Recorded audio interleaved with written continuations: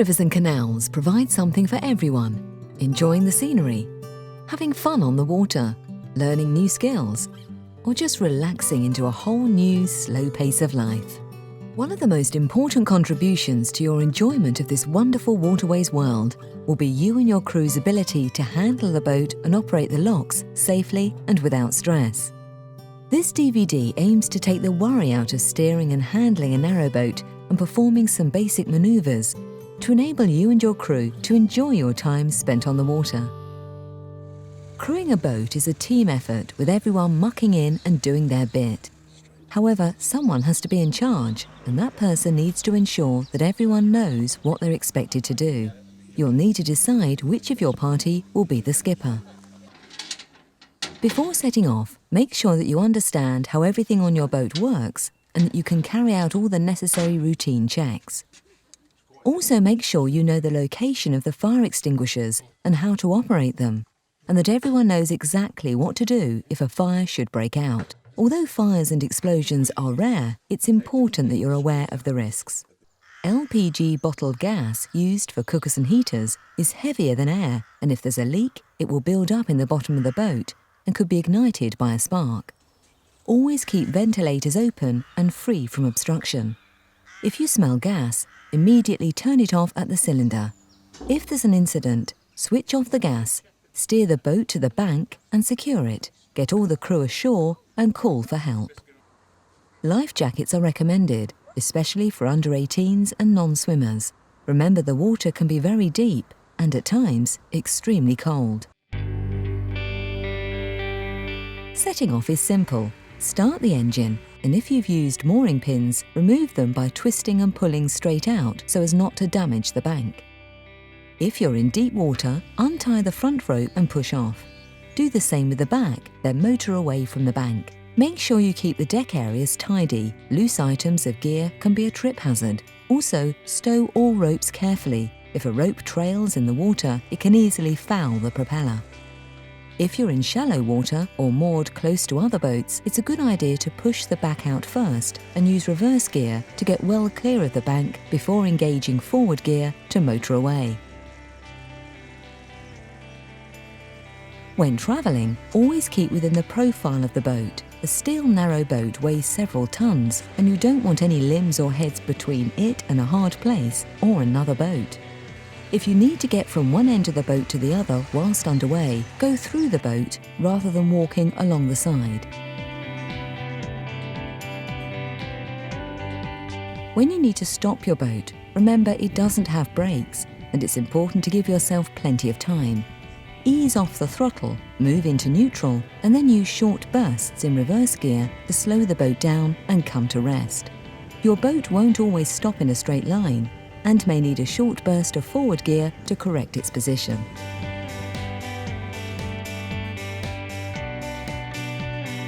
Most canal boats are steered using a tiller, which is quite simple once you've had a little practice. Always stand in front of the tiller so it can't knock you if the rudder hits something under the water and swings the tiller over unexpectedly. Likewise, keep crew members clear of the tiller. Steering a 50 or 60 foot long boat down a narrow canal might seem a little daunting at first, but if you remember a few basic things, you'll soon get the hang of it. Always think ahead and line the boat up for bridges and locks well in advance. Don't go on the roof of the boat while underway. Bridges and overhanging branches can easily sweep you off. When steering, there are two main principles to bear in mind. Firstly, the boat can only be steered when the engine is in forward gear, which creates a flow of water across the rudder. Remember, no gear, no steer. Secondly, a narrowboat doesn't turn like a car with the back following the front. Instead, the boat will pivot around a point roughly halfway down its length. The boat is steered by the rudder pushing the back in one direction, which in turn causes the front to move in the opposite direction. So it's important to allow for the swing of the back when manoeuvring the boat. The secret is to let the front go past the point where you want to turn before pushing the tiller over to take the boat around. Otherwise, you run the risk of cutting the corner, which can sometimes take you into shallow water and you may even run aground. On bends, keep towards the outside where there is usually deeper water. If you do run aground, don't panic, it's easy to sort out. Simply get your crew onto the side of the boat opposite to where you're aground, then gently reverse away from the obstruction. Trying to go forward would just make matters worse. Selecting reverse gear will flush water under the boat, floating it off. If you're in very shallow water, you may have to use the pole to push the back out into deeper water before reversing. Make sure you use the pole against a solid object or the bed of the waterway, not against another boat or as a lever. Give yourself enough room to straighten up and steer away from the obstruction.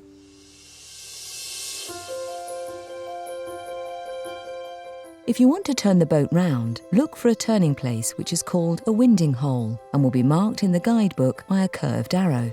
Most winding holes have a rough V shape cut into the bank opposite the towpath.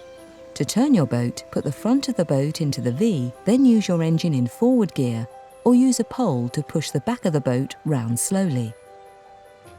When you're far enough round, engage reverse to pull the front of the boat off the bank until you can steer away forward. Watch out for shallow water at the towpath edge.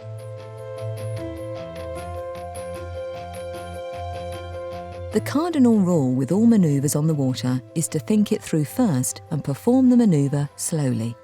Slow right down, just short of where you want to moor, with your boat parallel to the bank. Have a crew member ready at the front and move forward slowly, steering into the bank. Before the boat touches, use reverse to stop the boat and let your crew member step off with a mooring rope. There's no need to jump, it's all too easy to slip between the boat and the bank. If there's a convenient ring or bollard, use this to help steady the boat, but don't pull it tight or you'll prevent the back coming in. With the tiller pointing towards the bank, use the engine to bring the back in, then use reverse gear to bring the boat to a halt, allowing you or another crew member to step off the back with a rope. Pull the boat into the bank and secure to the rings or bollards. It's a good idea to take the mooring ropes back to the boat rather than tying to the ring or bollard itself. If there are no rings or bollards, you'll need to put in mooring pins, again, where possible, taking the line back to the boat to secure. Pins should be kept away from the water's edge, but should never be positioned across the towpath. Always tie up with the ropes going outwards at roughly 45 degrees from the ends of the boat. When tying up, you won't need to learn lots of complex rope work. A few basic hitches will be all you need. The most common is the round turn and 2/2 hitches, used here to secure the back rope around the boat's bollards. If securing to a T-stud, take a couple of turns around the arms, then turn the rope under on itself to form a locking hitch. A good way to secure a rope temporarily around a bollard is the clove hitch. Form a loop in the rope, then take the free end around the bollard and place the loop over it. These 3 hitches should cover all the situations you're likely to meet. Make sure you never place your fingers between the rope and the bollards or rings. If the boat were to move, the rope could suddenly trap your fingers. Locks allow boats to travel uphill or downhill. They provide a chance for the whole crew to get involved and are often a place where you'll swap stories and local knowledge with other boaters. Locks do come in different shapes and sizes, but the principle of using them is pretty much the same. A lock is simply a chamber with gates to contain the water at either end. The flow of water in and out of the lock is controlled by sluices called paddles, which are operated using a windlass. The paddles at the top of the lock are used to let water in, and those at the bottom to let water out, thus raising or lowering your boat. Stop the boat well before the lock. Hold the boat with ropes and put 1 or more crew members ashore to get the lock ready.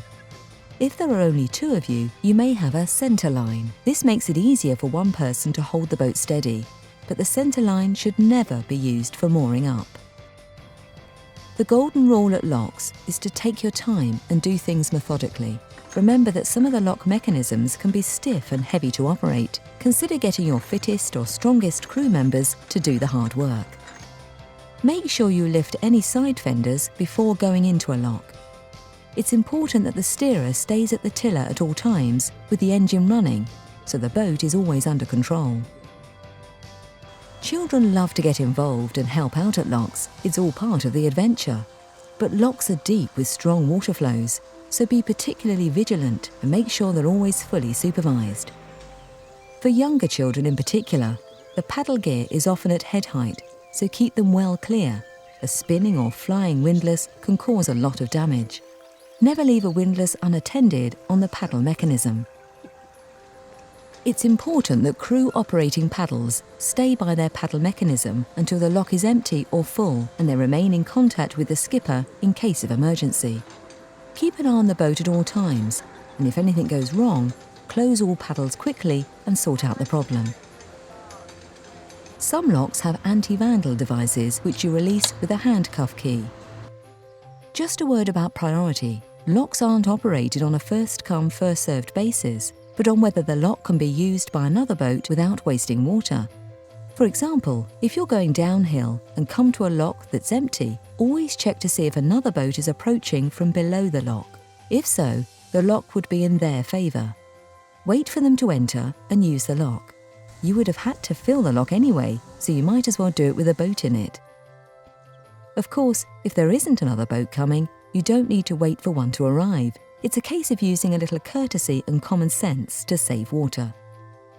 If there isn't another boat coming, make sure the gates and paddles at the far end of the lock are closed before lifting the paddles at the end nearest the boat to fill the lock. Make sure the windlass is a snug fit on the spindle by using the correct hole. All paddle mechanisms will have a safety catch of some type. These should always be engaged where possible.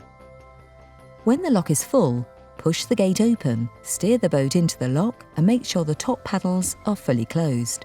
Always wind the paddles back down. Letting them drop can cause them to break and put the lock out of action. Close the top gate. Then you can open the paddles in front to let the water out. The steerer needs to keep an eye on the back of the boat to make sure it's always clear of the top gate sill.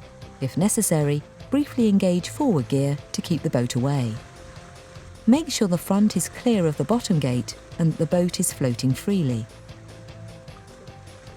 As the lock empties, you'll find that the bottom gates will open quite easily once the water levels are equalised. Trying to force them before they're ready is a total waste of effort. Close all paddles and, unless another boat is approaching, close the gates. Collect your crew, unless there's another lock close by, in which case it's easier for them to stay off the boat and walk ahead to get the next lock ready. Going uphill is a similar procedure. If the lock is full, make sure another boat isn't approaching, then empty it and steer the boat in. On most canals, you won't experience strong currents, but on some, water flows round the locks quite fast. If you see water movement, steer into the flow, as it will push the front of the boat away, then back as it passes. Close the bottom gates and make sure the paddles are fully down. To fill the lock, open the top paddles one at a time. Do this slowly. It's a good idea to initially lift the first paddle just halfway to avoid a great insurge of water that can throw the boat backwards and forwards, making it difficult to control. If the lock is fitted with paddles in the top gate, don't open them until they're underwater. Opening them too early can cause water to swamp the front of the boat. Again, open them slowly and keep a watchful eye on the boat at all times. When the lock is full, the gate will open easily. Check that the paddles are all down and close the gates after the boat, unless another boat is waiting to use the lock. Sometimes you'll come across 2 or more locks joined together in what is known as a staircase, where the top gate of one lock is the bottom gate of the next. Setting these locks is slightly different from a normal lock. Make sure that all paddles are down. If you're going uphill, the bottom lock should be empty with the upper ones all full. You use the water from the upper locks to fill the lower ones in turn, raising you up the flight. When going downhill, the top lock should be full with the lower ones empty. You empty the upper lock into the lower ones in turn. With staircase locks, it's important to check that another boat hasn't started in the opposite direction before you enter the first lock. The general rule is 1 boat up, 1 boat down, unless local notices tell you otherwise. Broad locks, that is ones which are wider than your boat, need a little extra care. Try to share with another boat whenever possible to save water, and always use the front and back ropes to steady the boat in the lock. When you're using the lock alone and going uphill, always slowly open the top ground paddle. That's the one on the lock side rather than the one in the gate on the same side as the boat first. This way, the flow of water into the lock will help to keep the boat against the lock wall, making it easier to control. When the lock is part full, you can open the paddles on the opposite side as well. Don't use gate paddles until they're underwater. You'll find many types of bridges crossing the waterways. Most are fixed, which you'll pass under, and others need to be moved out of the way. These are either swing bridges or lifting bridges and will need to be operated by your crew. Remember to check you have sufficient headroom to pass through. Stop the boat well before the bridge. Leaving yourself plenty of room will make it easier to line the boat up correctly when you go through the bridge. Movable bridges are usually locked. Make sure when you land your crew that you have the proper key or windlass to unlock and operate the bridge. If the bridge carries traffic, make sure the road is clear and close any warning barriers. Unlock the chain or catch, and for a swing bridge, give it a good controlled push. Be ready to slow the swing to prevent the bridge from bouncing off the buffer stop. Once the boat is through, close the bridge, secure the lock and raise any warning barriers. Lifting bridges will have a winder which you operate with a windlass, or sometimes a chain or rope to pull to operate the bridge. When fully open, unless there's an obvious latch, get an adult to hold on to keep the bridge raised. Once you're sure that the boat is clear, gently lower the bridge, always keeping it under control. Some bridges are powered and need a facilities key to operate. Make sure you always follow the instructions and pay particular care to traffic barriers, unlocking and relocking them when leaving. And don't forget to retrieve your key.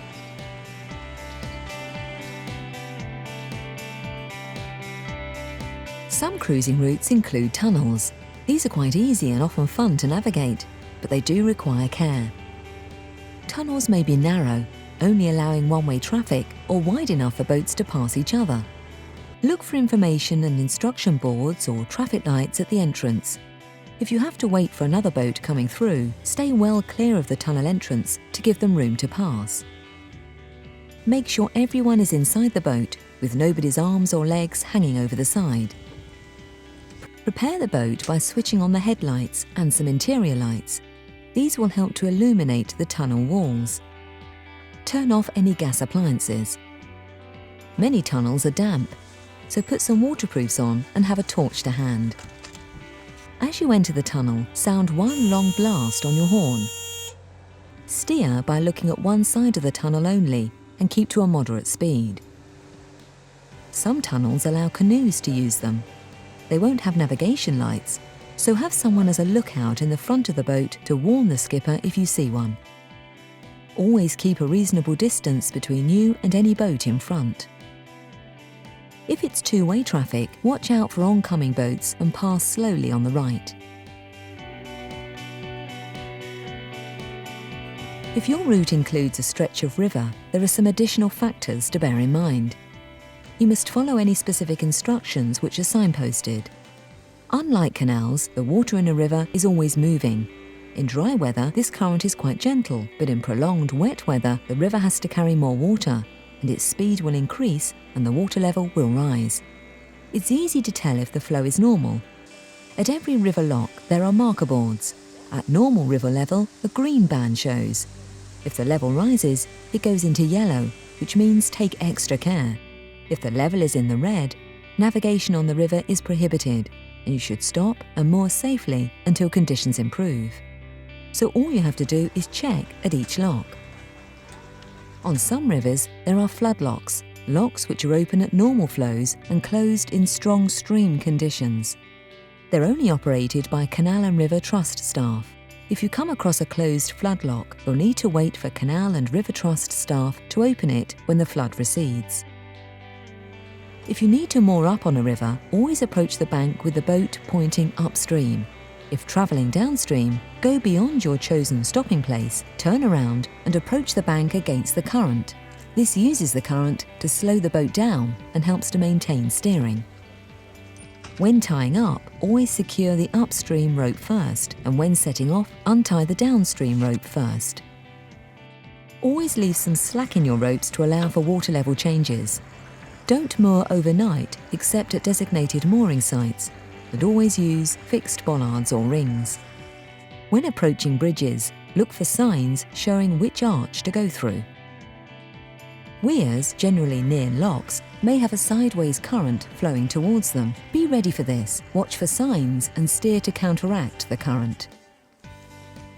All boats on rivers must carry an anchor of adequate size and weight with a suitable length of rope secured to a strong point on the boat. The anchor should be stowed in such a way that it can be deployed quickly and easily in an emergency. Hire boats which go on rivers will have a suitable anchor. The rule of the road on the canals is to steer down the centre of the waterway, but to move to your right when you meet an oncoming boat. Pass each other slowly. Going faster makes it more likely that you'll go aground. If you're approaching a bridge or narrow section, slow down, and if an oncoming boat is closer to the bridge or narrow section, wave them through and keep to the right until they're well clear. However, on rivers, the boat travelling downstream has right of way. The speed limit on narrow canals is 4 miles per hour, which is equivalent to a brisk walking pace, but this is a maximum speed. On many canals, particularly if the water is shallow, you'll need to go much slower.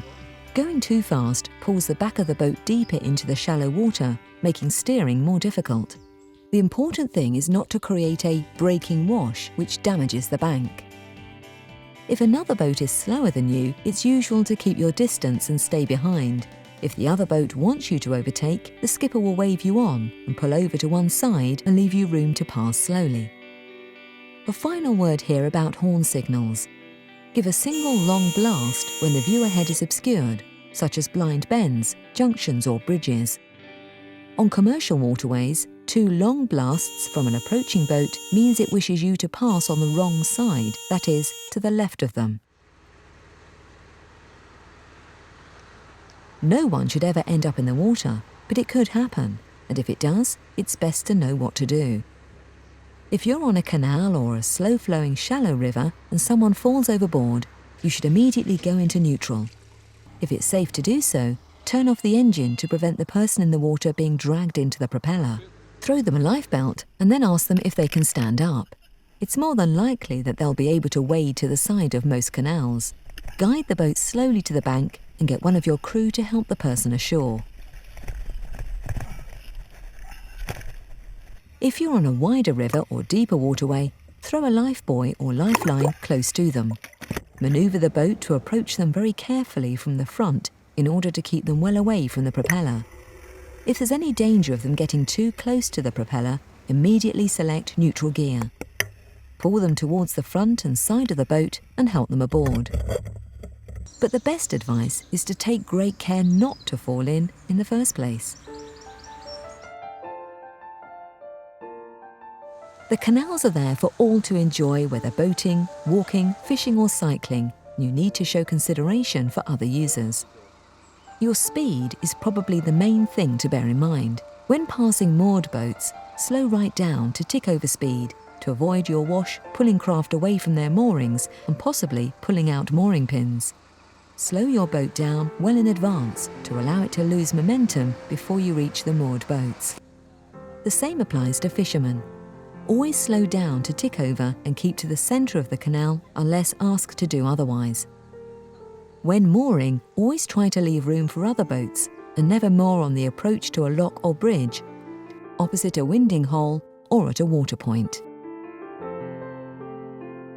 Some of our bigger waterways carry freight in big barges. They have priority over pleasure boats. Keep well clear and watch for signals from the skipper, who may need you to move to give him the deeper water. Barges make a big wash, so when you moor on commercial waterways, use fixed bollards or rings. Barges also have restricted sight lines.